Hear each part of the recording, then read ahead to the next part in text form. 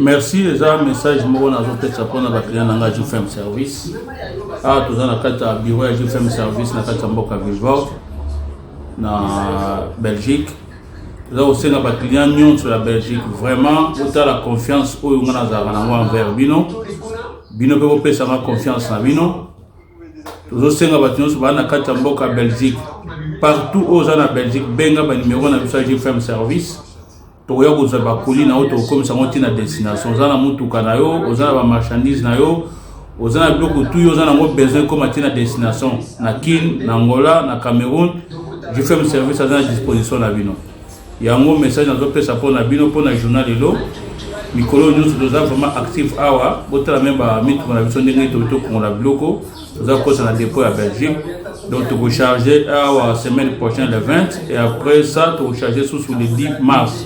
On a aussi un client nyonso oyo basana biloko na bango na mboka Belgique partout aux ali benga biso to ya koza biloko na eza GFM service na sengi sous message mususu na tili pona ba États-Unis ba client nyonso oyo ba client GFM service na États-Unis za na Dallas za la wapi boye ba GFM service comme GFM service ou gay eza siko na kati mboka Atlanta oyo nyonso azana confiance ya ndeko Eliezer oyo nyonso azana confiance à magazine to komi wapi. Parce que juste de Eliezer aloba bien que ye asala aka musala o eza ya valeur te que nous otala mo côté mususu on fait de senga batu nyonso o ba ebi que GFM service eza agence oyo aza sérieux musala na e bino so ba na États-Unis bo benga ba numéro na biso asika o ezaki ya kala na Dallas ya mususu te tous ça tu na mboka ya Atlanta prévenez que babali za ko pesa biloko babali ko pesa mitu kana bango dona mois ya mars to charger conteneur na kati ya Atlanta le bana state nyonso oyo nyonso za na confiance ya GFM service oyo nyonso za na confiance ya magazine to komi wapi o alobaka bosolo na ye o ayebisa ba vérité ya mboka boyeba ke vérité pesa na kati ya GFM service bobenga ngai to koza biloko pe e comme la destination. Vraiment message na zaki na mwana on a Europe mbimba bana bunde surtout o ezapa ya siège à GFM service ezalaka na kati ya France mobimba surtout na kati ya Paris babali parisien nyonso GFM service azasi pas en forme bobenga biso to kozablo na bino pona départ ya mois de mars mois ya février déjà awa ya to clôturer presque passer de charger à le 21 alors to bani za kozablo to charger na début mars. Donc batu nyonso na kati ya Suède na Danemark na Autriche na Italie na Suisse na kati ya Belgique lisusu partout oyo mboka oyo ba agence ya GFM service ali en tout cas bobenga biso bo pesa toujours confiance na senga na bino to koza biloko pe to kotia pona départ ya mois de mars. Merci ezaki frère la no GFM service o ngamona lobaka sisabidimbu donc on sait les homona na dona ane c'est moi trop malgré tout ba kokoso malgré ma baku mais eza métier na ngana pona donc faut na subir ngo. Merci ezaki ndeko la no GFM service.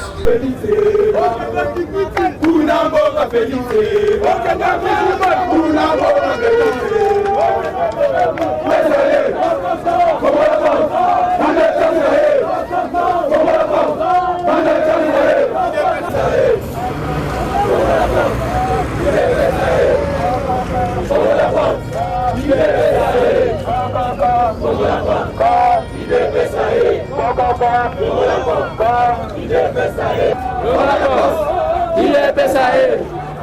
Comment la porte? Il est Pessaé. Comment la porte? Il est Pessaé. Comment la porte? Il est Pessaé. Comment la porte? Il est Pessaé.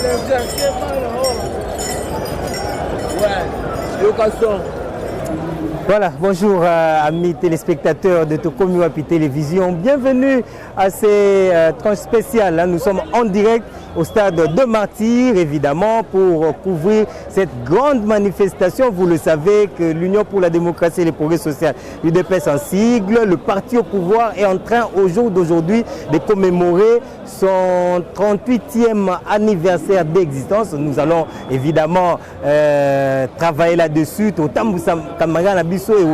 De partout, tous à podium, tous à Libanda, tous à Sabino, na ba facette nango, nyoso. Mais déjà, il est 9h. 9h déjà, tout le monde, la population est belé, ils continuer toujours. On va naturellement vous donner le programme de ce qui va se passer. Effectivement, Awa, Bakambi, Bakondinyoso, il y a parti, Bazali, Awa, Bazala sur place, Awa, et tout éviter calendrier Mokonzamboka, ce qui vous permettre à ce que Mokonzamboka aille. De toutes les façons, ce qui est intéressant, ce qui est important, c'est l'anniversaire, il y a UDPS et les Kanan, à condition, il y a Malam. L'essentiel est que combattantes, Lelo a fêté 38e anniversaire, il y a parti au pouvoir IDPS. Et puis une année, il y a président Félix na tête, Yamboka, la République démocratique du Congo. Vous êtes en train de voir, nous sommes en direct d'ailleurs. Vous constatez comment est-ce que Bandeko Bazo, Leka et tout. C'est pour vous dire que nous sommes en direct. Et Wanande Bomo na Simanangai, Ezali Bongo, na cadre de visibilité à tête Tendai. On va évidemment parler na Bandeko, Togo déjà qu'on invité quelques écoboun. Bien papa journaliste. Awa Togo retenir ni. Bon, elo toye awa toye na molulu kitoko ya lelo toye ko fêter fête na biso ya parti DPS nde moni lelo to sangani awa na Bandeko tuna les amis ya boss tête Tendai. Au moni a sali ba visibilité ba banderole stade Mobimba. Yango moi lelo toza ko fêter fête na biso à partir. Ouais.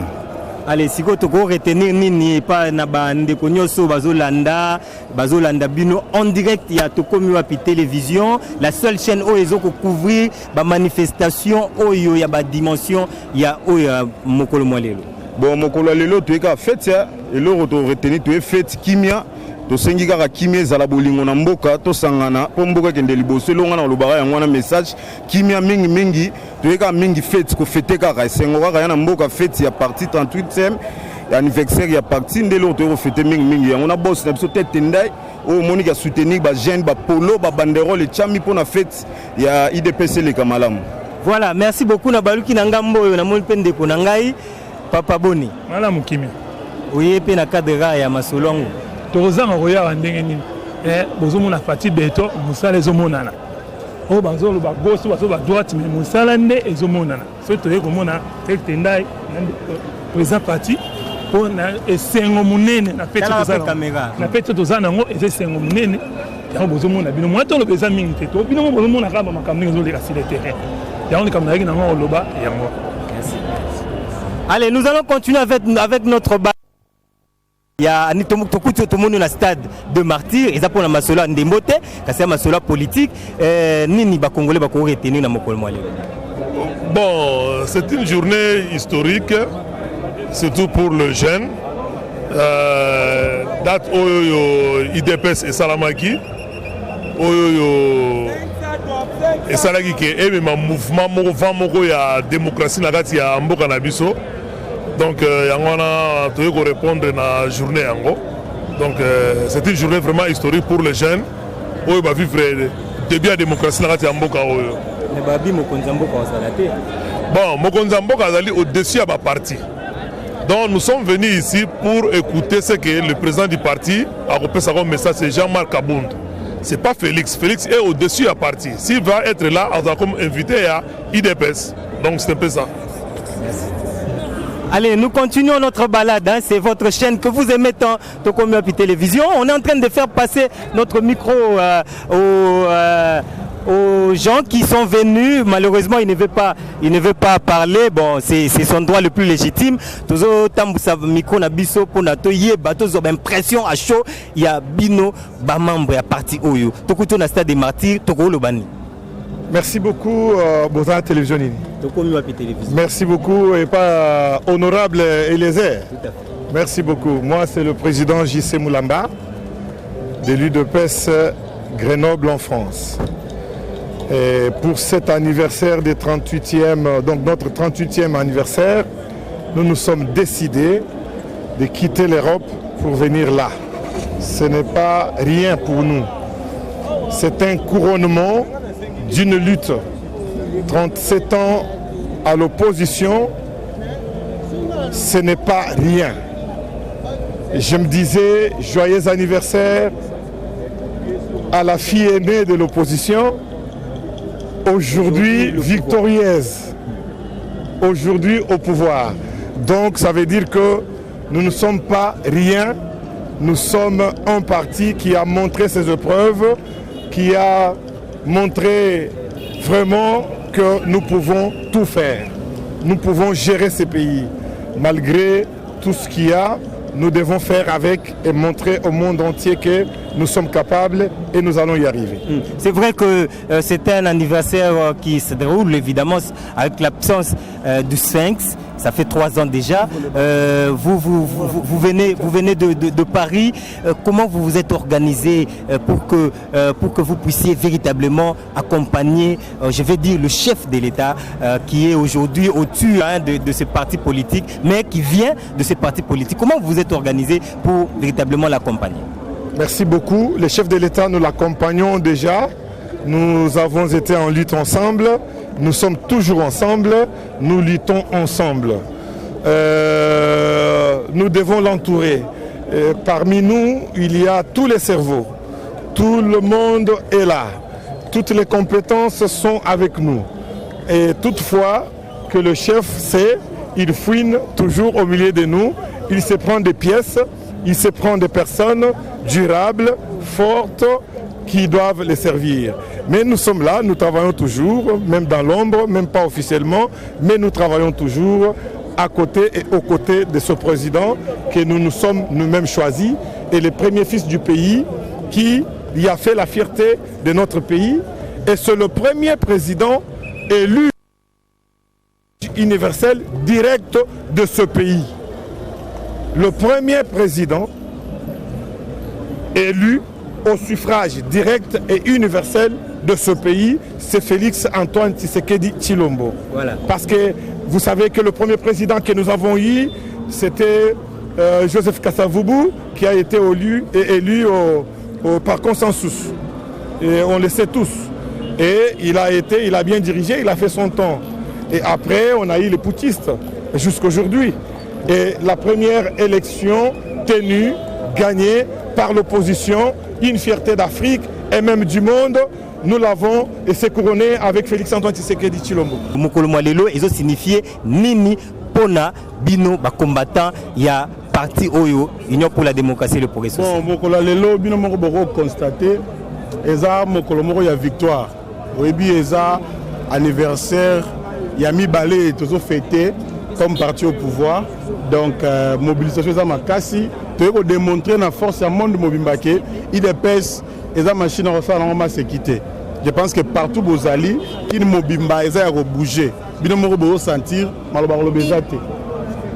Si pour les lots, est-ce qu'on confirme ce que stade de Rotonde? Papa, bateau bazana kati bazana moukier par rapport à bateau bazoya. Na yaka depuis 8 heures. Na depuis 8 heures, na tali mouvement na bimi na kei mais bateau na moni na nzela. Na kenaki poto la cortège na président, mais babibi soto ya liboso bango bazoya.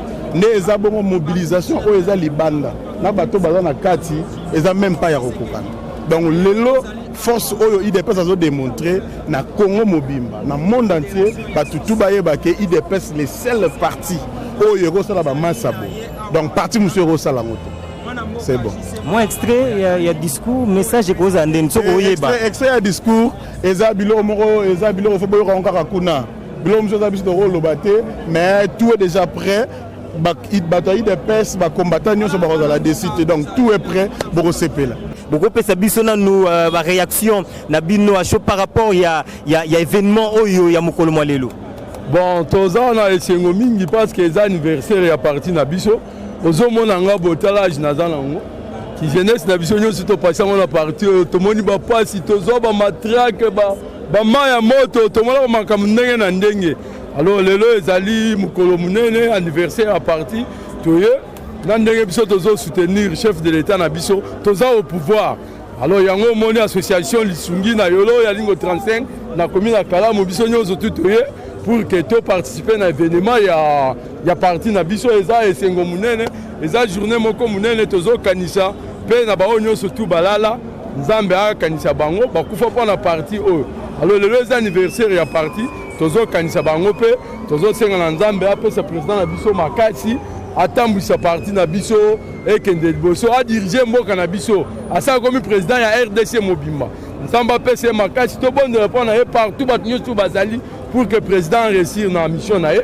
Bomonaki bato balobaki o kizengi alobaka te zoba bonabo mutu na mutu aza na politique na ye politique ya précipitation na brutalité efutaka te. Lumumba akufa pa na brutalité, Kabila de père akufa pa na brutalité. Lisuba na Congo Brazza, lelo mutu akanisaka ye lisusu te. Or azaka président eli, mais brutalité moko yaka na ngobo a perda pouvoir. Totika président na minute oyo mutu aleki na mayele na RDC azate. Aza mayele koleka batu nyonso tu. Aza na haute politique koleka batu nyonso tu. Politique a bona le salamate. Boyoka maman Nzuzi Mbombo albike aleki tinak Mobutu na politique. Alors vraiment c'est un politicien bien préparé, bien fait, vraiment azome mboka na biso na ndenge sengeli to pesa temps au temps. Biso to ninga précipitation to tika président mais mboka na politique na ye. Biso to landa politique na ye sima to soutenir ye. Mais biso to imposer était que to pesa non, ya ça na politique. Des fois les rasala la politique attend mutu moko azaki te. Même nos amis au bazar koloba o les biso to la politique non. Président azali politicien abotama na libé la maman na ye ba format etibo mutu aza formation netiye azate preuve des fondateurs qui do a format c'est ça les preuves. Mais en tout cas bande konanga eza esengo munene bomoni totiki ba misala ba makamyo surtout to bi que le anniversaire 38 ans. Oh, pas biso to comme place to combien to sali 38 ans. Yo yaka lobi oh comme place oh tika papa. Pendant le ngaka limité tina primature to sali 32 ans.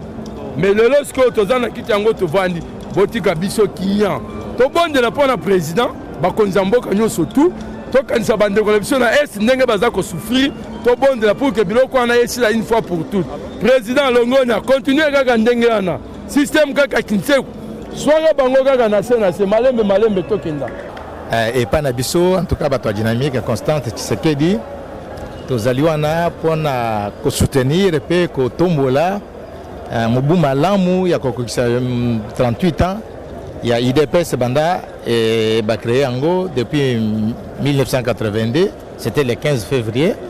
Si tu as une date où tu as mis en tout cas, ils allaient couper ces bisous et c'est un gonant de au pouvoir. En tout cas, ils allaient essayer au Makassi pour les bisous et un gonant célébrer. Faites un bisou. Congolais? Ah bah, tous ces pérébitions sont congolais, nazo senga bango te tous la sima mukonzi mboka, to chai maboko, to soutenir ye na makambo nyonso na ba idéologie nyonso, po temboko na biso et tout moment kende liboso. En tout cas, to comme appelle lokola baninga mususu basi ba pusani liboso, ole ke toujours ngaka sima ezali malamu te. Merci. Alors président, to comme wa télévision, to zaka moins impression à chaud par rapport à événement d'Engezali. OK, de toutes les façons, c'est son droit le plus légitime. Hein? C'est normal, on va prendre Ndeko Mususu, après ça, comme moi, réaction à chaud par rapport à l'événement Mokolo Mwalelo.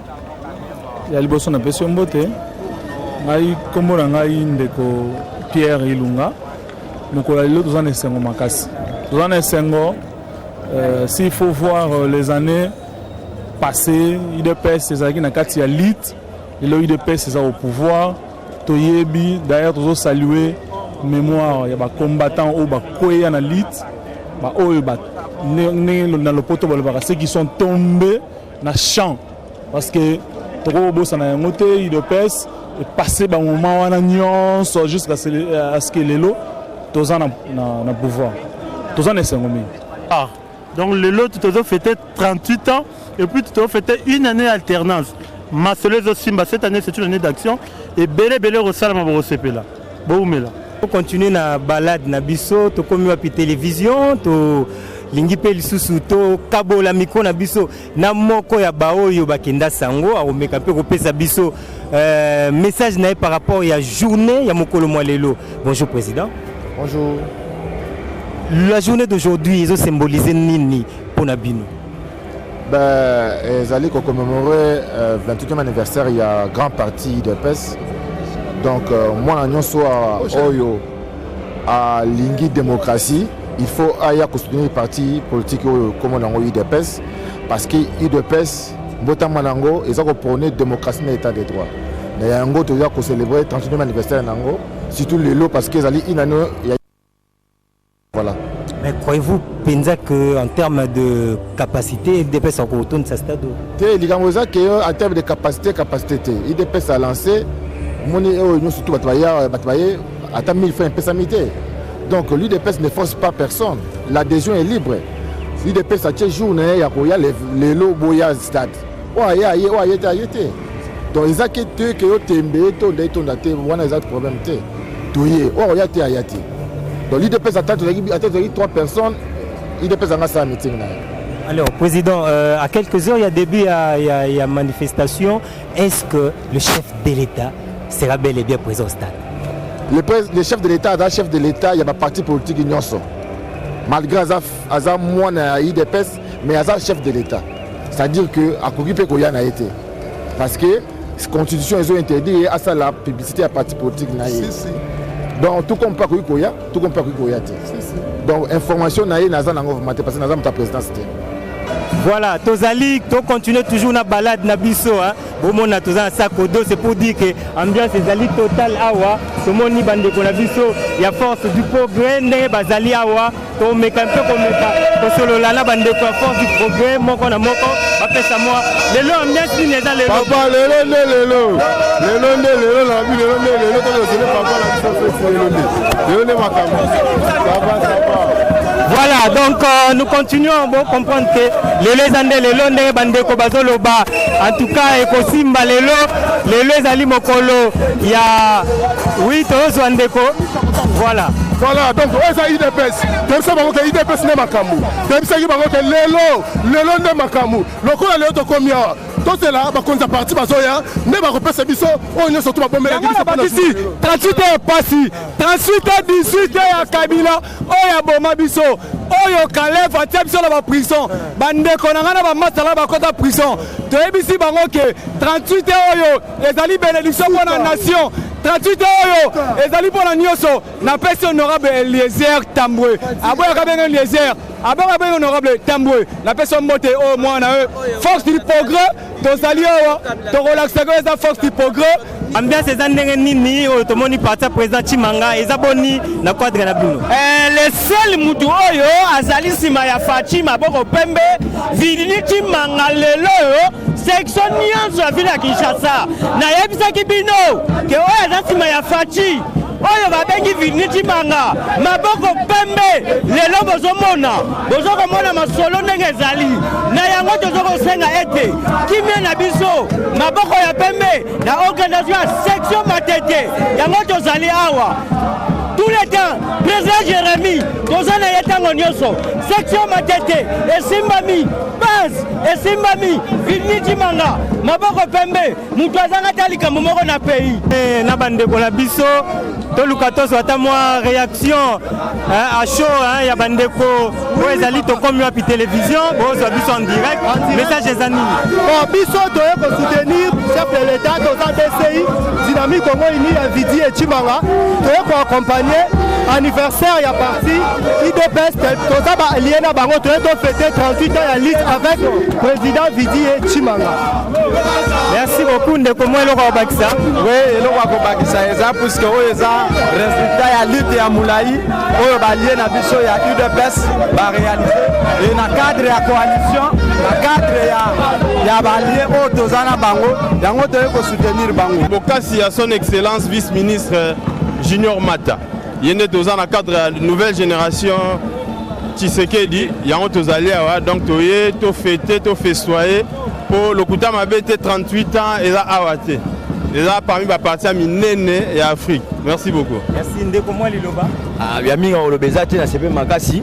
na ndenge anniversaire salami et c'est pas sur ma tante toyé to senga prenez à la maman ya malamu ya nyonso ya vitoro o que le biso que na pesa ba jeune makasi courage pe ya ro mais mambo na ndenge ya kimia na sengi pe kimia makasi jeune nyonso ekiki bien eza esengo omoni famille soki eza ensemble nde okomona makambo neti oyo ezoleka biso DCI boyebi toza wana président na biso aza vraiment membre actif na coalition oyo ndeko Vité Chimanga aza non seulement conseiller chef de l'État mais c'est son ami bakoli ensemble ayebi ndenge ni chef de l'État zo fonctionner toye awa to soutenir bango balobaka fête so ezosalama epa ba voisin il faut boya kaka to pesa na main dans la main to soutenir mokonzi ya mboka na parti na ye yango nde toye lelo omoni nga naza secrétaire président ya Ligue des jeunes ya Gombe nazana président fédéral ya fédération na biso toye omoni nde batu nyonso baye à DCI eza représenté du sommet à la base donc toza awa fête eza total. Voilà président moi liloba nini ya Robaki liloba Robaki Césali simple balobi soki moto azali ko fêter na epe elongo soki o fêter na elongo te se kozandoki lokola tozali na kati ya coalition lokola tozali na kati ya alliance na biso na IDPS yango toza ko kolakisa fidélité na biso et pas ya président na biso IDPS tant que président message nous relancer na combattant to na république mobile nazo ebisa yo ke eza mama na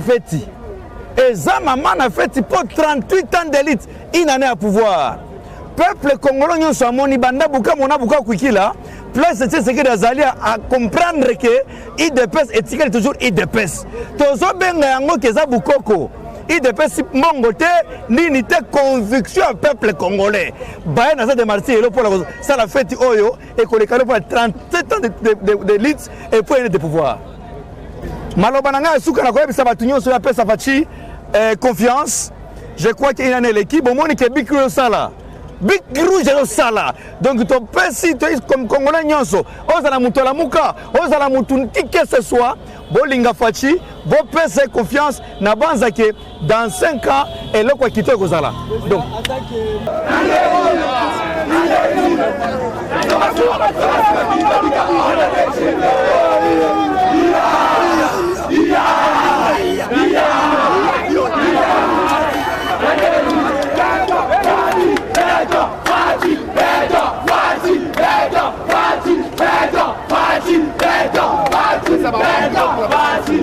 ndeko na ngai mokolo lelo ezali mokolo ya mbotama na biso mwana nyonso oyo abotama mokolo oyo ya ye il faut azala na elembo oyo tobengaka na lopoto ya bakolo français anniversaire ezali mbotama ya UDPS Union pour la démocratie et le progrès social tozokanisa bakulutu na biso batata na biso oyo bakufela mboka balobela mboka au nom ya Étienne Tshisekedi wa Mulumba avec les 13 parlementaires.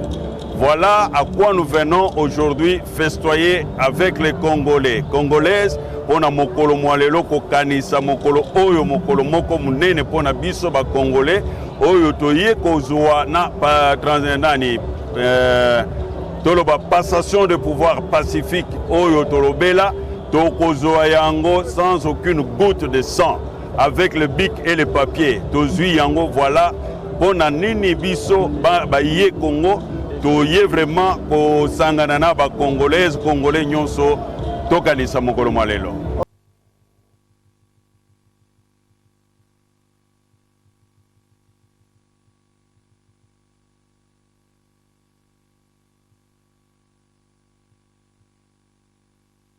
Kabila, Kindobiga, Kabila, Kindobiga,